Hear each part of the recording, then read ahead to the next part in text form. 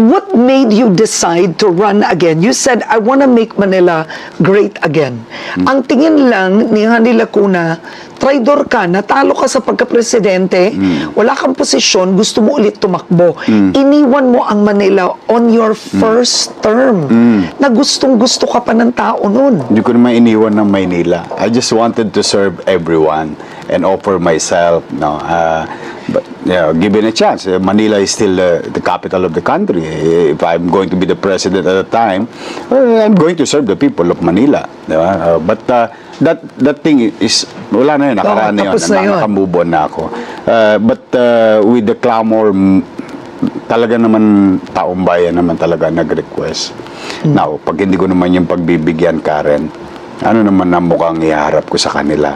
I endorse somebody and they're not happy and they're looking for somebody, and nung makita nila ako sa kalsada one time, one evening in Antonio Rivera, doon nag-viral yung the word bumalik ka na. And then I start talking to people, bakit naghahanap ka yan? And the rest is history. I have to address and tugunan. If not, nakakaya naman sa taong bayan. Okay, so what went wrong? Hani Lacuna being the incumbent, you are ahead by 340,000 votes. So you had a landslide victory. Ano nangyari? Una, pag-usapan natin. Hani Lacuna said, iniwanan mo siya ng utang na 17 billion pesos. It would take Manila 20 years to pay for that. That you prioritized, high visibility projects over serving the people. Saan napunta ang utang na yon? Di ba making a house is serving the people. Yung paggawa ng ospital is serving the people. Paggawa ng eskwelahan is serving the people. Alam naman ng mga taga Manila, in fact, that's water under the bridge because that is an issue thrown to me, and wholeheartedly sinabi ko sa taong bayan, yes, ginawa ko yan dahil may pandemya tayo. Or people, sabi nga sa Manila, at least we can be proud of at the time na walang nagutom sa Manila. It's 700,000 people monthly in Nung COVID. Nung COVID. That's at 1,000 pesos each. That's about 700 million a month. For 8 months, that's 5.6 billion pesos. Nung COVID? Yun, so naka 6 billion kayo nung COVID. Pagkain pa lang yun. Kaya alam ng taong bayan Alam ng mga taga Maynila. In fact, utang is not an issue to them. Kasi nag-survive kami lahat at that time. As a father and as a mother in a family, or like a mayor, we have 2 million mouth to feed. Masamang ekonomiya, wasak ang ekonomiya. And then, we bought our own medicines, we bought our own vaccines, and modesty aside, ang Maynila ang naging modelo nung kasagsagan ng pandemya sa pagkain, sa gamot, sa ospital, and so on and so forth. We survived. Ang botante ng Maynila, 1.1. Ilan po ba ang populasyon ng Maynila? About 2 million. 2 million. Nighttime. Okay. So ito, off your head, sa 17 billion na utang, magkano doon napunta sa pandemya? Food, medicines, halos etc. kalahati yun. Kalahati? Halos kalahati yun. So roughly, lagay natin 8 billion went there. Yes. Kasi, for example, let's just say... At pag nakuha ka, handa ka doon? Lahat yun. Okay. Audited naman na yun. Okay. That was like what? 3 years ago? 5 years ago? Okay. And then yung iba, lagay natin yung half, went where? Yeah. Hospital? Condominium 1, Condominium 2, Binondominium 1, Base Community, San Lazaro Residence, San Sebastian Residence, Pedro Hill Residence, Magsaysay High School, Manila Science High School, Rosario Almario Elementary School, Albert Elementary School, Baseco Hospital, Bagong Hospital ng Maynila, and so on and so forth. Ayun. Nagagamit ng tao ngayon. So how does Manila intend to pay for that? That's a good question. In the first place, at the time, si Ate, who is vice mayor, when they approve it and authorize me to take the loan, and they're part of it, the bank will not lend us money. It's just that maaga kong nakita yung desisyon ng Mandanas ruling. It was 2019 when I think 2019 or 2020, I saw the decision and review it immediately by the Supreme Court. And nagkaroon kami ng windfall. Okay. Windfall. So we're going to generate about at least 800 million extra on top of whatever we're getting from the national government. And Land Bank and Development Bank of the Philippines, which is owned by the government, no, went to us and offered a better deal. So I apply the basic principle in business. A peso spent today is better than the same peso will be spent tomorrow. Simple economics, no? Ang tawag ko nga dyan, financial engineering. Now, good thing, modesty aside. In hindsight, no, ay biruin mo, nagkagera sa Ukraine, nagmahal ang bakal, nagmahal ang bilihin. Inflation will come its natural course, no? So just imagine how much value that we created for the city of Manila by buying cheap, building cheap, and creating added value. Oo. At the same manner, addressing social perennial problem, which is housing in the city of Manila. So this created so much assets for the city. Okay, Yeah. fair. So with the Mandanas ruling, you'll get 800 million a year. Roughly, yeah. Roughly That extra. addresses the loan. The loan. Yun. Yun na yan. Oo, yun na yun. Pero 20 years talaga ang calculation. No, That's what Honey Lacuna said. Well, they can always say what they want to say, but I don't know. The bank has But you their don't numbers. believe it's 20 years. No, it can be done earlier in a good day. It can be done 20 years. It can be done 25 years because it's a government bank. Manila is a government. It's a local government and the national government. Parehong gobyerno. Isang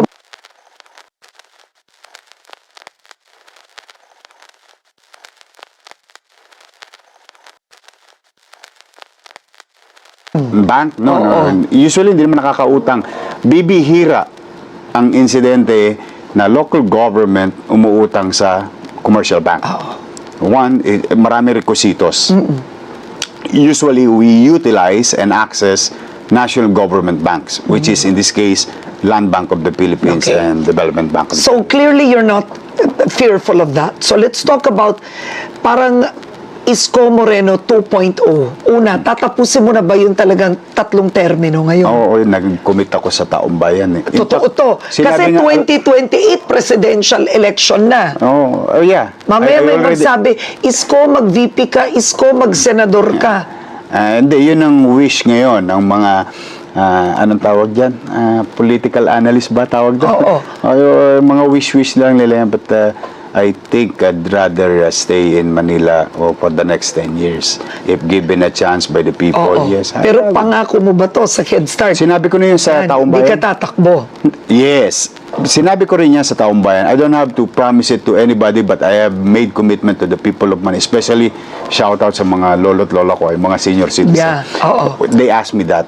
Yeah. Not only you, Karen. Oo. Sila mismo. Sabi ko, pagpasensya mo na ako, Nay. Oo. Talagang ganun lang. Gusto ko lang maglingkod sa buong bansa. But sabi ko, tapos na yun. We move on with our life. Dito na tayo.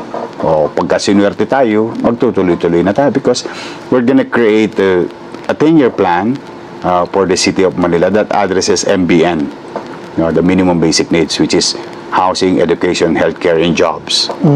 No? But magastos yun, which pinag-usapan na natin kanina. But I'll address two immediate concern of the people of Ano Manila. yun? Okay. Cleanliness and orderliness. Pero dun ka nga nakilala, nung una ka tumakbong mayor, nilinis mo ang Maynila, nagulat ang lahat. Ay, pwede pala maging maganda ang Maynila. In fact, it was Ano- ABS-CBN Yeah. who came up with the drone shot of Recto. Yeah. Na Oo.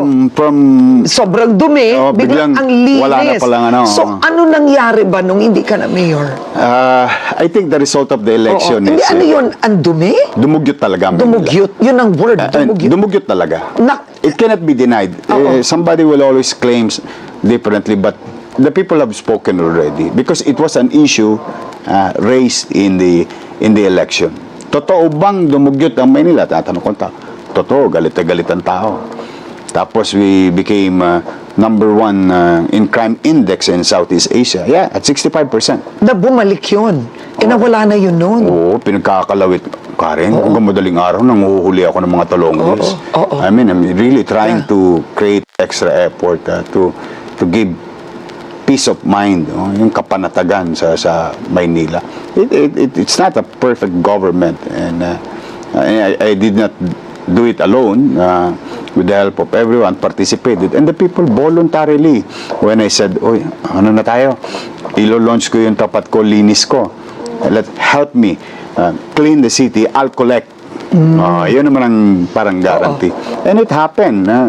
In fact, Bloomberg, wrote stories about it. Yeah. a lot of international organization and local organization recognizes the effort of the city government. So what are you facing now? Today, you have commercial obligations. Let's talk about those obligations. Oh, well, there is one is publicly written already. Yung katulad yung sa utang sa basura. That's a commercial obligation. Okay. Magkano? That's 560 million. Nautang ngayon ng lungsod ng Maynila. That was last year. Okay. I think we have 1.4 billion na commercial obligation sa supply ng gamot. Kaya walang gamot ang ospital namin. So I'm going to face, I think, in initial records that we have. Ba't nagkaganon? I don't know. Hindi naman ako mayor, Karen. I'm going to find out. If there is somebody there who is going to be liable, held liable, then we'll do so. But the public will know. Is it possible Definitely. dahil sa utang na 17 billion na sacrifice yun or hindi? No, sabi nga sa'yo, it's a windfall. Unexpected income. You just advance the 10-year income or 15-year income of the Manila. city of Manila. So you have a local resources or sources that you utilize even in the absence of the loan or even in the absence of the Mandanas ruling. We are surviving. Ano ba revenues ng Manila when you left and ang revenues ngayon? Oh, we realized about 95% of 22 at the time.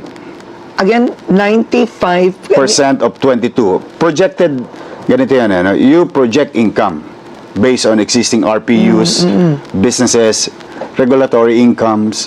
Marami yan mga local resources. RPUs is real property unit. Na nakaka-95% kami. Magkano? About 21 billion of 22. No? A year. A year. And in the absence of Mandanas ruling. Wala yun. Kumbaga, out talaga lungsod yun. ng Maynila yun. Now, I think they raise it at 25. I don't know how much they are performing in terms of efficiency in collection. I don't want to be ahead of me. Parang, ayoko naman. Tingnan mo muna. Pagka nandyan na. But yung mga nalathala na yung tinanong mo about the commercial obligation, ayun, nakalathala na yung mga yun. Magkano commercial obligation ng Maynila ngayon? Yung tipong pag upo mo, kailangan bayaran nyo kaagad. Ay, hindi mababayaran agad yun. Ay, hindi? Definitely. Magkano muna? Kawawa yung mga kontraktor talaga. Magkano muna lahat? Ang tansya namin, it's 8 billion. At private contractors lahat yun? From medicine, basura, Guardia. Guardia? Of course. Guardia, manpower, supplies. Kaya pansinin mo yung iba naming health centers, ni Coponban, wala. Maraming istorya, Karen. Anyway, tapos naman na ang eleksyon, I'm going to face this problem. But when I'm going to start, I'm going to tell the people. Para lang alam mo as a taxpayer, you have a friend in the city who is a taxpayer. This is what ito yung simula. But anyway, at the end of the day, we don't want to point fingers to anybody. I hate pointing fingers. It's just that I'm just stating facts. Then, ano pwede natin gawin together? So what happened, do you think, in the 3 years, just objectively? Was it just mismanagement? Is it a corruption issue? Or it's really just running the city badly? A lack of leadership? Ano yun? I don't want to say things anymore, but 560,000 people said differently and wanted new leadership. Oo. I think that thing speaks for itself. Are you more pressured now? Kasi, nung nanalo ka nung una, ilan ang boto mo laban kay Erap? I think 400,000 something plus. So, it means mas malaki pa boto mo ngayon. So, you have to perform better. Yes, I think any John Doe's and Mary who is a local chief executive must perform better. No, I mean, but that is an expectation. But this wasn't a tight race. This is a landslide victory again with a higher number of votes from when you won against ERAP. Malaki Landslide rin din yun nun. Landslide din- na yun eh. Nag-landslide din Oo, ako pero dati. ito majority ka ng voters ng Maynila. 60%. Oo, 60% of 11 candidates. yeah. So, more is expected of you. I think so. I think so. Any citizen should expect better things from their leaders. Not only from me, but across LGUs and all other offices. Okay, ano bang ginawa mo nitong 3 taon? Nag-aral ka ba? Anong ginawa ka? Nang parang bula. No, because I wanted them to govern. Oo. Ayoko naman So- como in-endorse ko pakikialamanan ko. No, I don't like Oo. that. So, hindi ka nakialam. Exactly. Anong ginawa ni Isko Moreno ng 3 taon? I went to showbiz. Oo I nga hosted pala. Oo, a noontime show. ka. Oo. I do blogging Oo. and the Scott Media. I try to do business and make a living. And they spend time more with my family. We travel a lot. Yun. Normal person. Maghanap buhay ka. Enjoy your time with your family. Did you learn anything in the last 3 years? I mean, to lose the presidency is humbling, right? Considering your popularity as mayor and your showing in the elections, what did you learn with that experience? Talagang ganun ang buhay. Oo, may nadadapa. Oo, pagka nadadapa ka, di tayo ulit, bangon ulit. Parang sa akin, Karen, laging walang mawawala sa akin. Dahil lahat ng meron ako ngayon, wala naman sa akin nung araw. So I'm always grateful to God. No, pag ako nabigyan na naman ng pagkakataon, nagbubuti naman talaga ako. Oo. Kung Una- wala naman, I move on and just be grateful of what I have. Sometimes sa buhay naman natin, Karen, yung ma-appreciate mo kung ano yung nasa harapan mo. Nagsisisi ka ba? Maraming nagalit sa'yo na ang pananaw nila, inaway mo si Leni Robredo? Anong, nagbati na ba Hindi kayo? ko inaway si Leni Robredo. With all honesty, hindi ko siya inaway. It was, I don't know. Alam ko I just, sumama loob mo sa kanya. no, basta, that is water under the bridge. I don't Okay. want to answer those things anymore, but just to, the records will show, no, hindi ko No. siya inaway. Okay. Hindi ko siya inaway talaga. Have you spoken to each other after the Yeah, elections? hindi pa kami nagkita. But, some of their group, I helped. Ayun. Okay, so Yes, kumbaga that- nagtulungan na kayo. Yeah, they asked for it and I helped in my own little way. So, Sino? tinulungan- Sina Bam Aquino? Bam Aquino. I voted for Bam Aquino. Oo, Kiko Pangilinan. So kumbaga, Basta, yun ang healing nyo. hindi, ako naman wala naman ako masyadong pait sa buhay. No, pag nadapa ako and learn my lesson. Oy, meron akong kurikong dito. Ayan yung kasalanan ko nung araw. O ayan yung pagkakamali ko nung araw and learn my lesson from it. Then we move on. Then try to mend your ways. And if people are willing to, halika, bati-bati na tayo. Okay naman ako. Ay mahirap magbuhat ng bangko. But I am pretty sure. Anong gusto nyo? Prito, please. Okay. Ma, di lang tayo chef, kundi nutritionist ng tahanan. Ang simpleng ulam, gawing nutritious at masarap. Magdal Monte Tomato Sauce. May nutrients para sa pamilya. Sarap! So when self-criticism drags us down, Help us raise our arms higher. About what I did in the past 3 years and this election, even those people at the time who hurt me so much,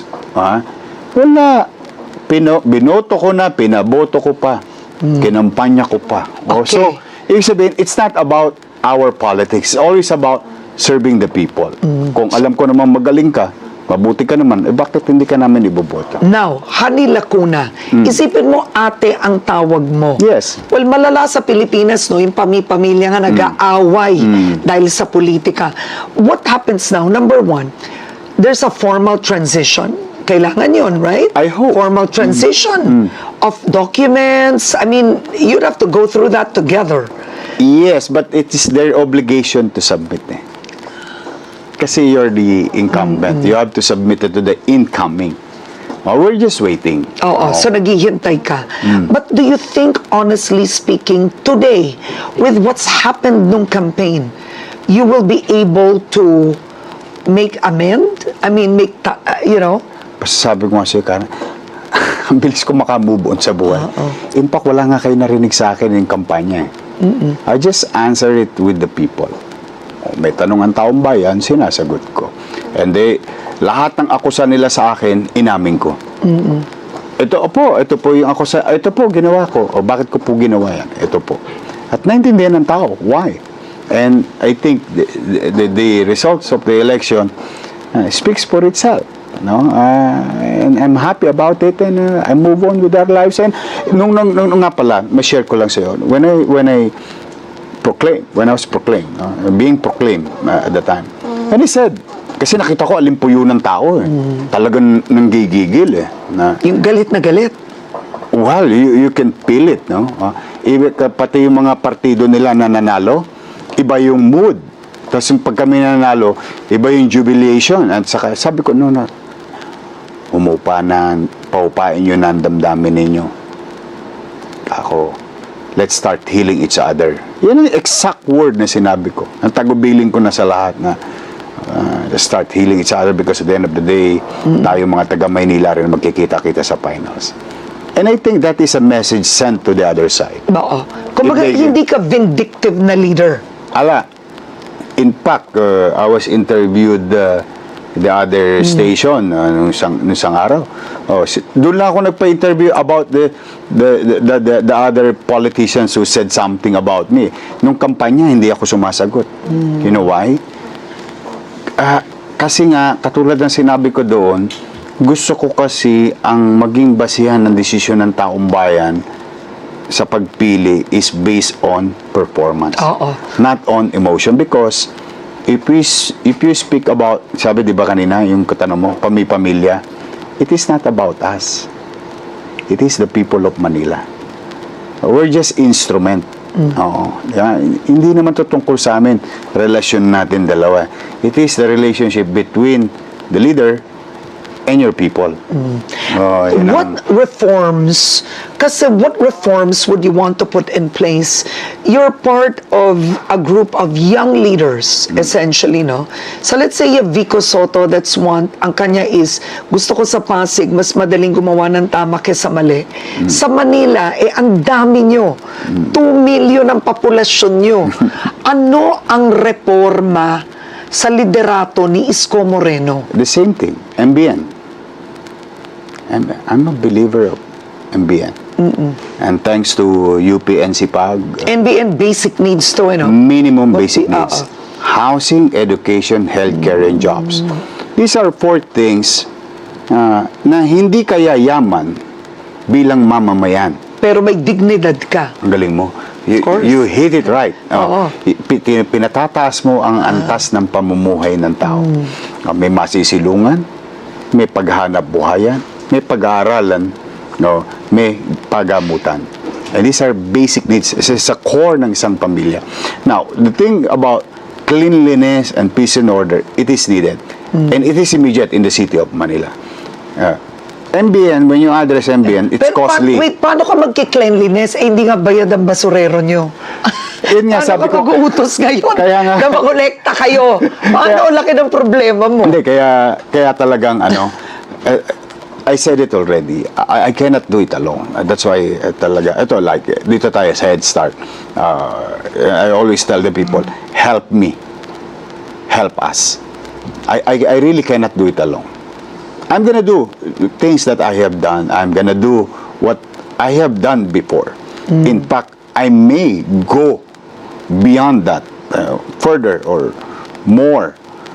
But still, no matter, kahit hindi na ako matulog ng 24 oras, araw-araw, para mamahala. Babalik mo yun, ha? Ganun ka nun, eh. Ganun naman talaga. Oh. Ibig sabihin, with the situation right now, and economically, everyone is affected, not only our city of Manila, but the entire country and the world, economically challenged with uncertainties in the world, no? Talaga maraming pagsubok. But at the end of the day, may awa ang Diyos. I always believe that do your best and let God do the rest. No? That's why I'm encouraging and enjoining the entire city and the entire people of Manila to